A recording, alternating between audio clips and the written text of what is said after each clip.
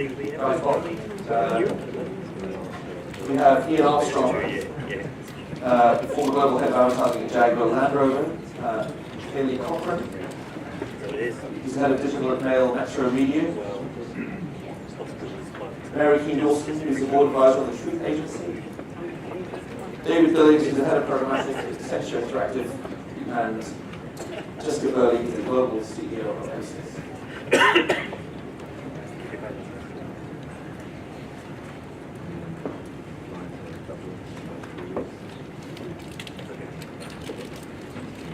So everyone has mic ready to go? Very good. Just a sec. Just a sec. So programmatic is our way in here. As a sort of general starting point, what sort of strategies can publishers pursue to win back agency revenues that have been lost to programmatic? What's the best way to go about that? You'd like to start? Is that okay with that? Hi, I'm Burley. I used to be a publisher, so I really feel like I understand the issues of being in a complex marketplace where actually pretty much you don't really want to share much of what you've got with anybody else because you like all the revenue yourselves. I used to run Netflix in the UK, and one of my major clients in the world is actually News Corp. I think the most interesting thing that, and I'm sorry to call them this, and forgive me Ben, but the traditional publishers that are in the room could do is come together. And so I think things like the Pangea Partnership and the Ozone Project are fantastic initiatives. The challenge, I think, though, is at the moment, those initiatives feel like that they are more focused on presenting inventory in a convenient way to make it simpler to buy that inventory, whereas actually the power of those offerings is in the data set. Because if you truly brought your data sets together, then you might have a chance of taking on the Google and Facebooks of this world, partly because your data is better qualified, more specific, and potentially much richer. And in the GDPR world, you've got much better visibility of your users or consumers. So I think that would be the biggest thing that I would ask you to do super fast, is not just come together for inventory sales, but bring the data capability together and make that available to clients, because it would make a huge, huge difference. Are you seeing any signs that that's happening? I think the debate is there, but it's difficult to do, in all candidness, and actually, perhaps what we should do, and I'm sorry to do this to you, Hayley, but maybe we should ask, why somebody like Associated would take a very different view of that and would want to sit outside of all of those architectures. Sorry. No problem. We are in ongoing conversations right now, which want to see, what the demand is for the market. So it's by no means are we not going to take part. It's just we just sussing it out. So there are ongoing conversations. I came to this conference wanting to be as constructive as possible, so I'm going to break all rules now. I feel that the industry is we're very, very good at these things. Okay, we're really, really excellent at them, and it's brilliant to hear everybody being really nice to one another and very collaborative, wishing that it all works, and it will do. But as somebody who doesn't like sitting on the sidelines, I'm just going to say one of the things that I think publishers absolutely have to do if they want to get money back or just grow in any way, shape, is actually re-establish the relationship between the client, as in the advertiser, and the consumer. And we've talked a lot about trust and what's happening, and I'm just going to do very, very quickly. I was at the European Union a couple of weeks ago and talking to the Commission about the next wave of GDPR nonsense.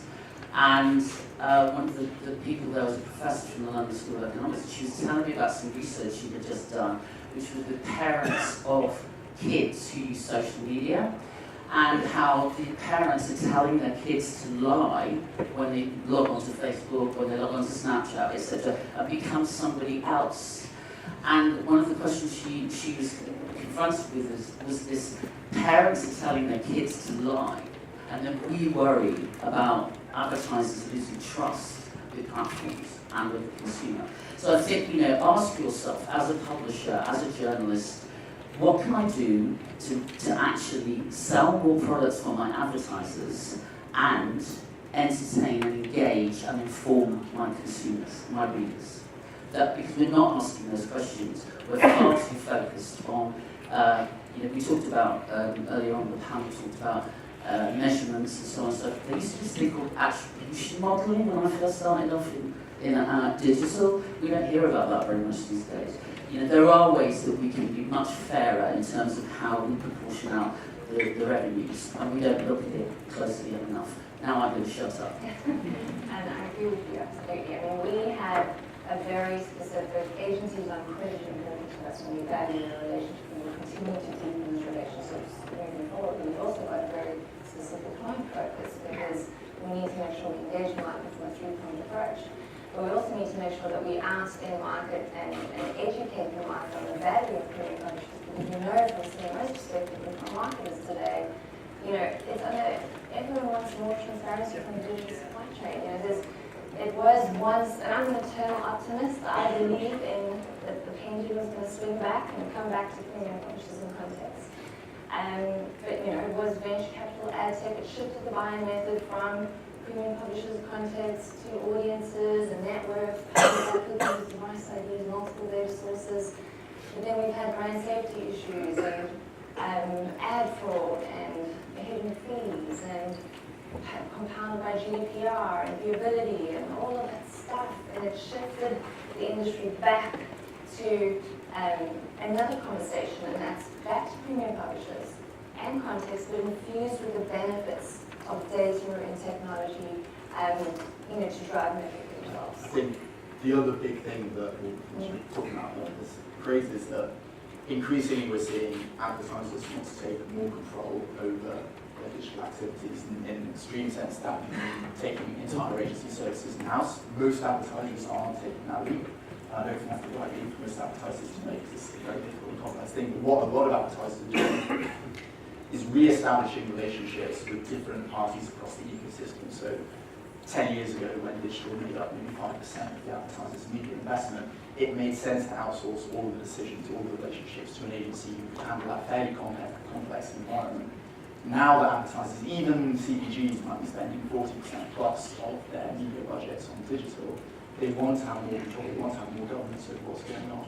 And part of the way that they're doing that is not sourcing agency services, it's establishing connections with platforms, so the Googles of this world, but also with their major publisher partners.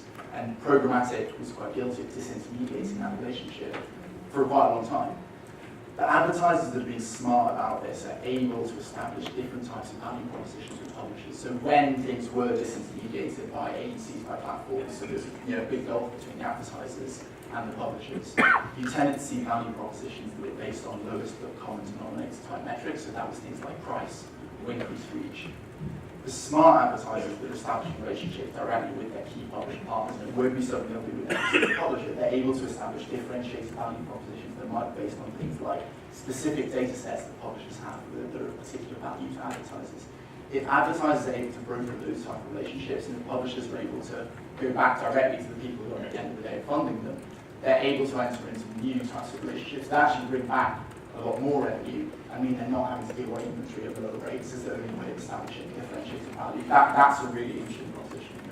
They want solutions that provide brand safety. They want to protect their reputation in the market. They want to avoid any form of inventory that relates to ad fraud. They want transparency, and publishers can provide that together. And increasingly, they're willing to take Exactly. I don't know that necessarily changes fundamentally the requirement for complexity to understand all of those elements.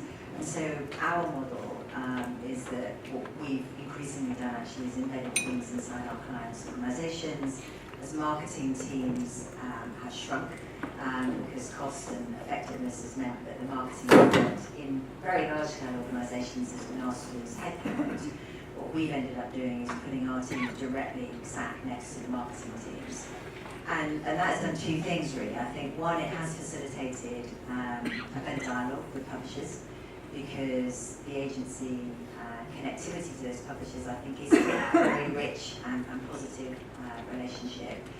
But also then to explain fundamentally what the architecture of the ecosystem is. So really thinking about that programmatic landscape. And you know, the word has been bandied around at least 20 times this morning so far, which is the word of transparency. I think transparency is it's about as useless a word as the word digital has become at this point. But just for the sake of clarity, what I think we need to do from a transparency perspective as agents or partners or consultants is it is our job to explain exactly what all of the parts of the ecosystem are and where the money is made. But do you think that the industry historically hasn't done a very good job? I don't think it has, right. No. And I think that part of that, though, has also come about from the fact that, you know, the train is moving out of the station at bullet speed, and therefore, you know, have we made time enough to sit down and say, so this is what it actually means? I think add to that, you know, two other words which have been incredibly unhelpful, which is the concept of a disclosed or an undisclosed model. Now, as soon as you use that sort of language to describe what I would describe as either fully itemised or all-inclusive, you end up in a spot that is very, very different. And by the way, either of those models might be relevant to clients in certain instances. I mean, I think the industry has to look at itself from the point of view of, you know, what is the ethical framework that we're actually working with. We've had, you know, 20 years now. Google was 20 this year. And we've got so much, we've got a body of evidence and experience in this room that can inform how we move forward, and we should be doing that, because the industry is going to eat itself if it doesn't actually wake up to the fact that, you know, we need to actually agree the ground rules here, and if we're not doing that, then, you know, we ain't going to What's holding it back from doing that? What has to Can I just make a comment on that? Yeah, of course. Because, and just for the avoidance of doubt, I have left Jaguar Land Rover. All my comments today are based on my views, not of any of Jaguar Land Rover, just in case there are any journalists who are writing anything. Because I think the way to win back revenues is to sort your shit out. Because, you know, as a if I look at I'm perplexed often, because if I look at the publishing business, you own the content creation. You own the context in which that content appears. You own the media platform on which that content gets distributed. So as a client, I'm sitting there thinking, well, you own all these variables already, and you own them in kind of one shop.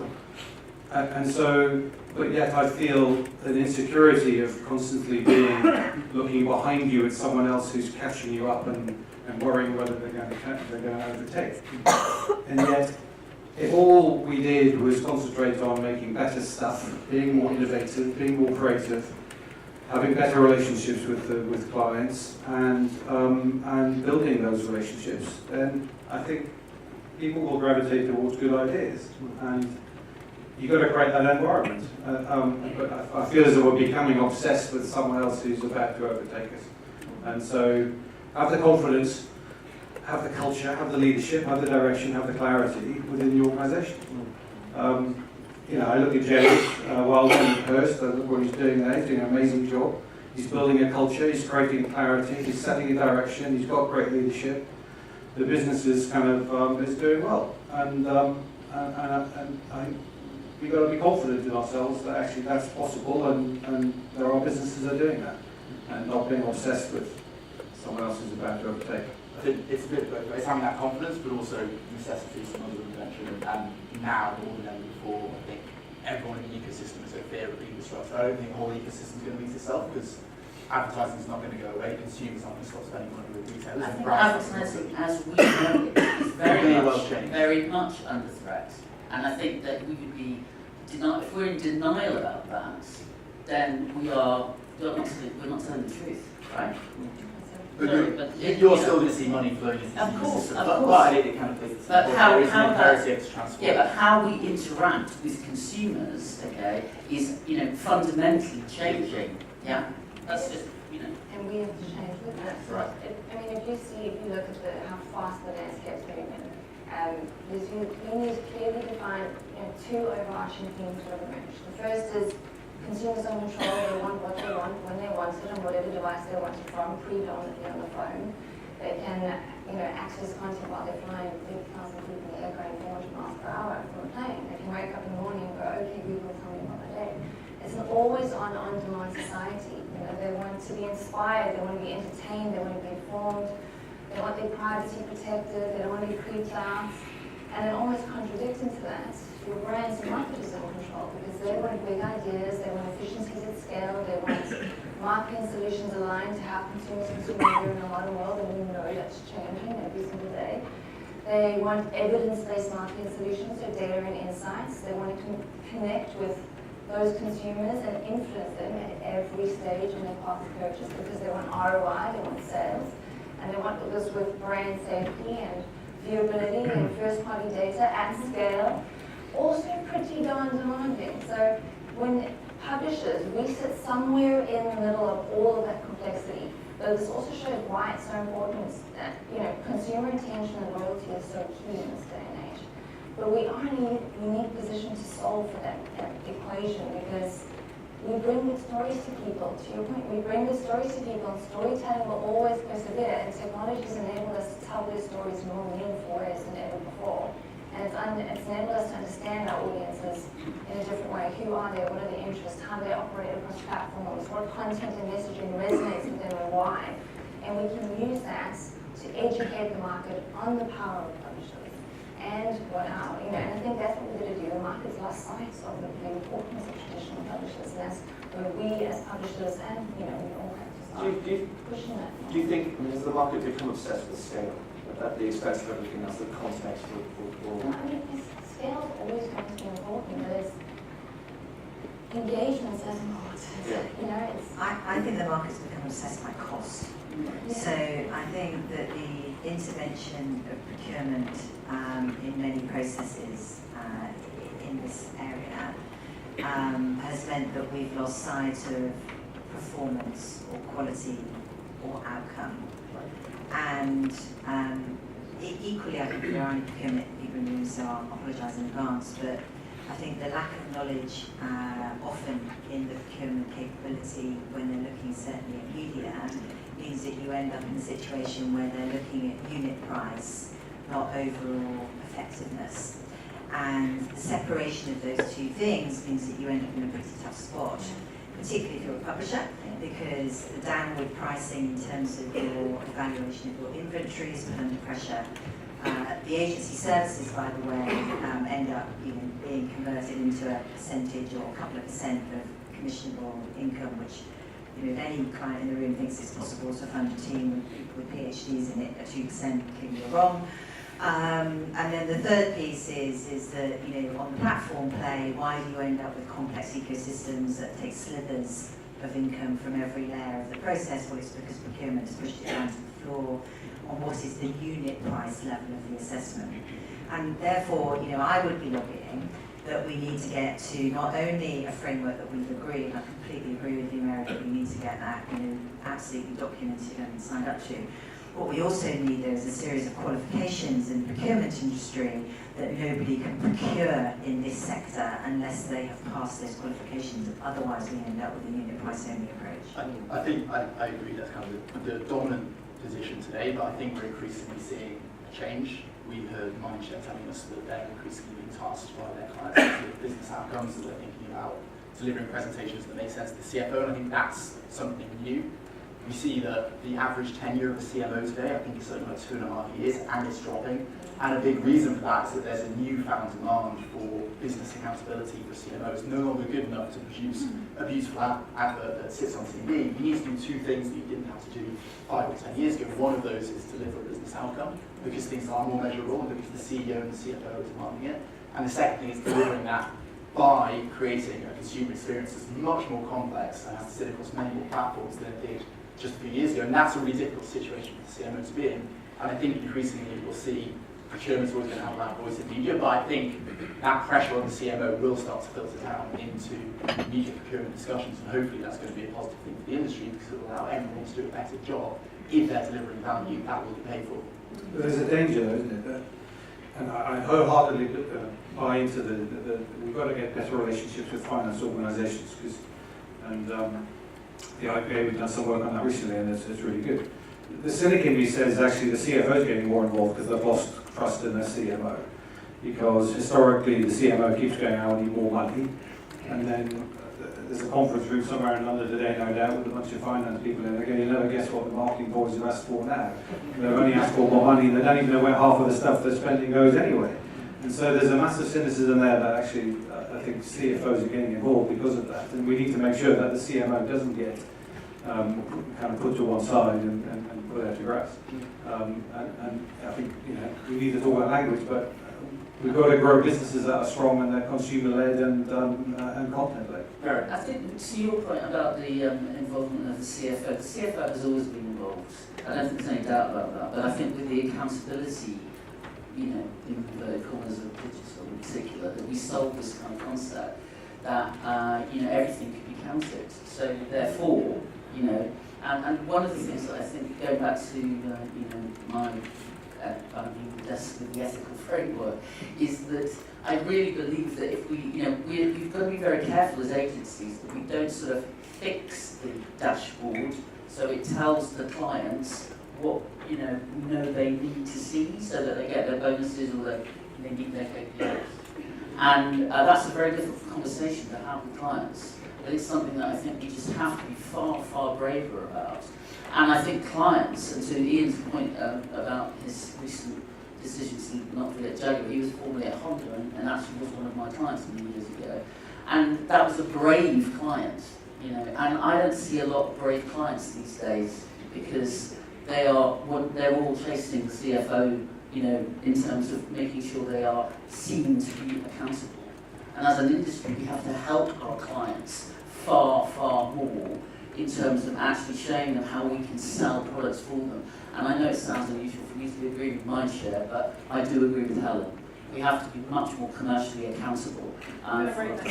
You do I think there's something we can do as an industry, and AMP can play, and I know for talking to his bar as well, but I'm often, again, perplexed when I see the finance community can value a business using a series of ratios. And there doesn't need that many ratios to understand how healthy a business is. And yet, as a marketing communications industry, we failed to do that over the last 100 years. We haven't coalesced around. If we looked at these 10 things, then actually that would give you a sense of the health of the brand. And yet, when we sell a business, somebody pays the price of the fixed assets plus some notional bit on top, which we keep saying is the value of the brand, and we have there's no real sense of kind of a coalescence or collegiate response to Is that then potentially because there's some confusion about what do we mean by those metrics? So, the first thing that we have to do when we embed our teams sat next to the marketing department is find out what they're actually bonused on. Because what they're bonused on isn't always the most important metrics that we ought to be chasing, but because it's attached to their remuneration, it's pretty important to them. So the first challenge is to find out actually which are the most important metrics for the success of the business as opposed to what the marketing team has been bonused on. And then actually to get that remuneration architecture changed in order to be able to get people focused on the things that are actually going to drive the business. And so from a metrics point of view, in terms of deciding what the top 10 are, I think the reason we find it difficult to coalesce around what those top 10 are is arguably they are different depending on what are the most important requirements of the business, part one. Part two, from a publisher point of view, you have the most incredible diagnostic capability at your fingertips. So therefore allowing us to, when I say us, clients, agencies, anybody buying stuff from you, to put our tracking tags into your ecosystem so that we can look at those diagnostics firsthand, mobilize them and optimize them, would make a material difference to getting to the headline metrics, be that sales outcomes, CPA, or any of the actual accountable business metrics that we need. And I think sometimes there's some fear about letting us put our hands inside that machinery to be able to optimize it in real time, back to Helen's point. So it would be great if we could change that. Hayley, do you think publishers are going to allow that anytime soon? I think it varies from publisher, but we always open to having conversations with agencies on how we can leverage our valuable data assets and give them insight into how we can interact with our content. So we are open to those discussions. real time or PCA? Yeah, maybe so. All right, let me No, get, there's lots of questions on Slido, and I want to get to a couple of these related to the last point. How can publishers better connect their data with each other whilst maintaining trust, transparency, and compliance with the consumer?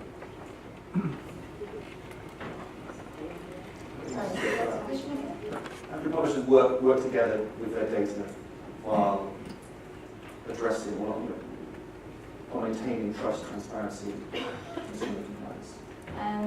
Well, I mean, to your point earlier, it's great to see publishers coming together and pooling data from images together, so with Ozone, and that's obviously a massive step for the industry, a huge step forward to show the strength of our data, to show the fact that we have brand safe, trusted environments, and advertisers obviously want to work with known publishers that know where their activity is running. So that's a huge step forward by all means. So I build on that and say, where we have been able to self-serve rather than brief and then get a response from a publisher, we actually see better performance. So being able to have a platform play rather than necessarily what was still quite a traditional kind of booking process, I think would speed that up immeasurably. And what that then would give you the chance to do is to play in the game of imported API, segmental builds, and actually go to what could be a very favourable environment in terms of guaranteed programmatic environments. Yeah. I think from the consumer point of view, transparency is a good point, that actually consumers increasingly are wanting to know what data is being collected and how it's being used, increasingly it's a legal imperative to do so. So if publishers are going down that type of route, it's incumbent upon us to make sure that kind of data is available to the consumer. And then the second thing is the kind of the value proposition that's out there for the consumer. More and more consumers are, it's not necessarily that they're not happy to give up their personal data. I think every time that I get a box that pops up saying your data be used this way, I almost always click yes without properly reading it, and I work in the industry. It's just that people are demanding some kind of value exchange in return for giving that up to people, because they're increasingly understanding, one, the negative power that data can have. These scandals like Cambridge Analytica, which I think terrified a lot of people, because it's all very well to think my data is used to influence me for advertising versus buying products, but actually influencing my political opinion and the kind of the government of the country, that's pretty scary stuff. So the transparency in the way the data is being used can help solve that, but also the idea that if you're demanding data from someone, if you're asking to use it in a particular way, you need to offer something back up to the user, and that comes back to the experience piece, that the role of the publishers provide trusted and valued experiences, and that can create that proposition. I agree. I think as an industry we've become so fixated on optimizing the ad, and I think we need to move to how we can optimize the experience more. It's been all about, from an audience perspective, the person and who they are, their demographics, their salary, their location. But sometimes we need to, and this is, to Helen's point earlier, they're actually people, and they have multiple frames of mind at different times of the day and different moments. And that's where context is incredibly important. So being able to tap into those moments. You don't want to be that weirdo, screaming in the middle of the room trying to get someone's attention. It's a push-pull thing. You want to make sure that you have something relevant to say to that person, and that they're in a specific frame of mind to be receptive to that. Well, I think that's absolutely great to hear, but the experience is something different as a consumer. I mean, I went onto a nameless, I'm going to say, very, very well-known website looking for a hotel for my husband and I to book into, and was for independent reviews. And I was asked whether I wanted to subscribe or whether I would accept advertising, and I said, I'll just look at the ads, it's fine. The ads then proceeded to block me from being able to read anything on the actual website. Now, come on, people. The reality is that as a consumer, you are having a horrible experience. And whilst that is going on, I'm afraid your brand is going to die in the toilet, and I will never visit that website again because of it. So, let's get real about what's actually going on, please. Tell it off, finished. Yes. So there's more need to be done then to prove the value of premium? Premium has a value, right? You think so? We hope so. You hope so. Do brands and clients appreciate the value of what's going to be done to. I think there's an imperative to actually meet your sales target, right? Meet your revenue target. And that imperative is so intense and fierce, and that we are. I'm very privileged because I've been a publisher. I've built and sold companies, and I've also landed up in digital and ad tech. And having seen that kind of perspective from all around, I feel that there is not enough collaboration and communication. We're far too obsessed with size and dominance and driving the piece to the very bottom of the pond.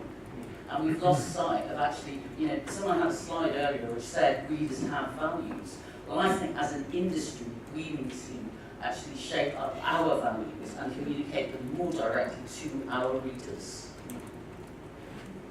I think you have lots of clients who do recognise the value of premium. And you'll find there are clients today who are kind of navigating towards it. And they're probably sitting there thinking, actually, I'm getting in before everybody else does. So, but there's a rash assumption in the room that all clients are good, and they're not there at all. I wonder whether we would also see, an increase in private marketplaces, stronger whitelisting effort. I mean, the reality is that contextual technologies have fallen behind the distribution technologies in the programmatic DSP and DMP space. And so, as a quality publisher, that has got to be good news for you guys, because you do have that advantage of being able to identify exactly the context in which something appeared. Although I remember, even in my history, sort of some 20 odd years ago, when Windsor Castle was on fire, you might remember that incident, it's a very, very long time ago.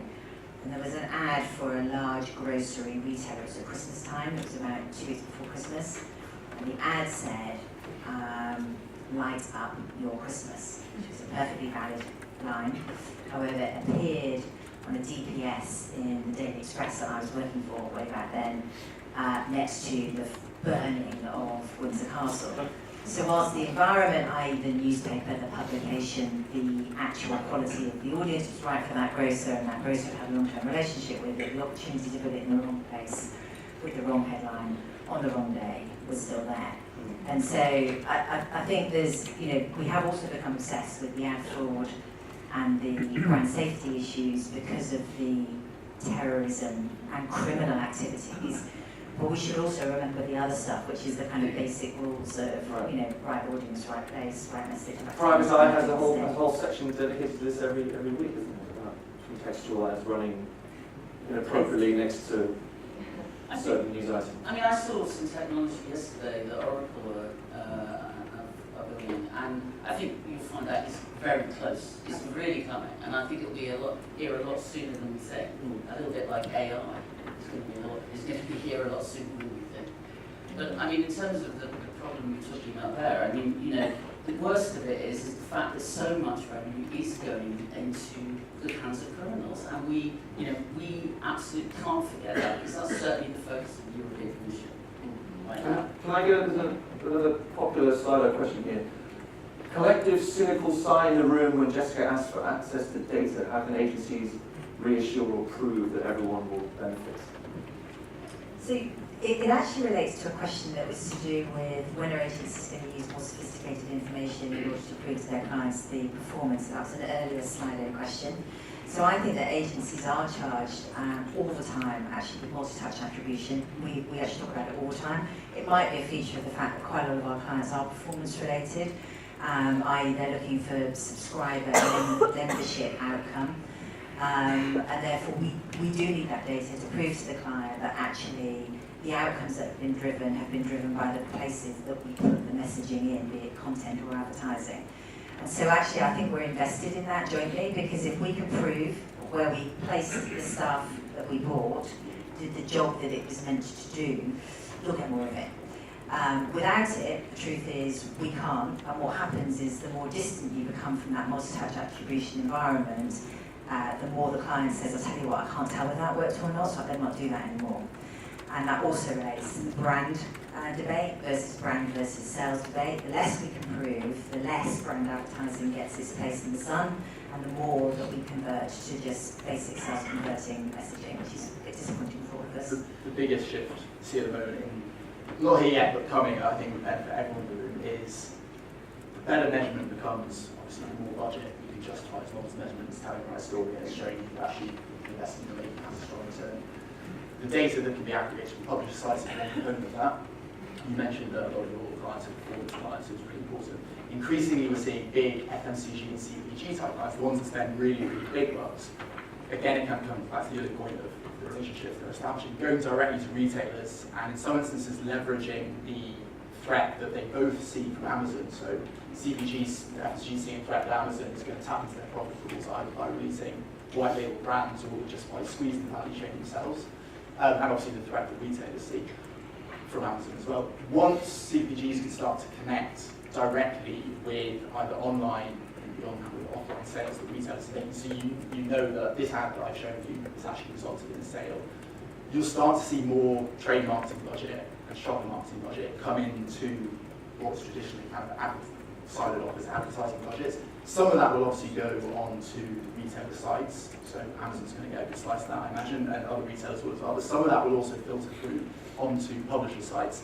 And that's big because shopper and trade marketing budgets for these type of clients are much, much bigger than, never mind just the digital advertising, but the overall advertising budget. So the more we get that measurability, the more that as an industry we can start to tap into other sources of revenue, because we can start to justify the investment that's made on the basis of the real commercial impact it has, and that's going to be a big transformation.